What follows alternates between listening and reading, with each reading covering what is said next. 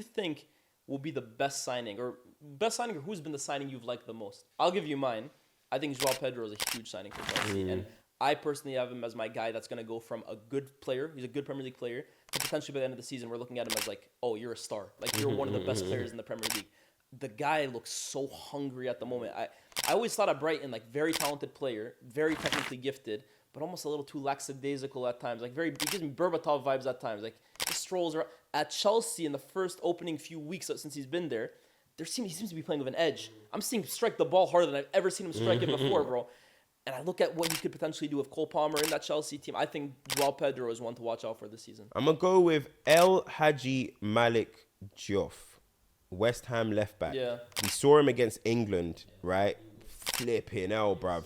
I was like, who is this guy? And people were saying he's going West Ham. I was like, bruh, he was a problem, right?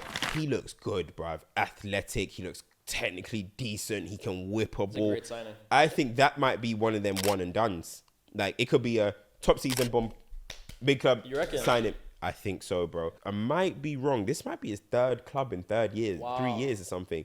I looked at his stats last season. Bro, he scored 7 goals. Yeah. Yo, as a left back, bro.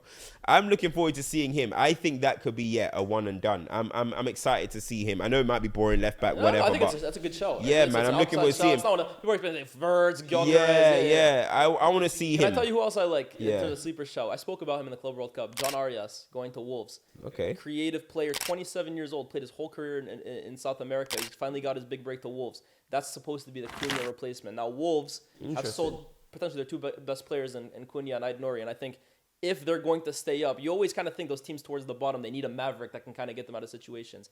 Arias was on Fluminense and balled, bro. They were a very defensive team, similar to what I think Wolves are going to be on the back foot a lot of games, and he was kind of the outlet that gets on the ball and takes really good set piece, got a nice cross, got a nice finish on him. I think if Wolves are going to stay up, and I think they are going to be one of those teams towards the bottom, he's got to have a big impact.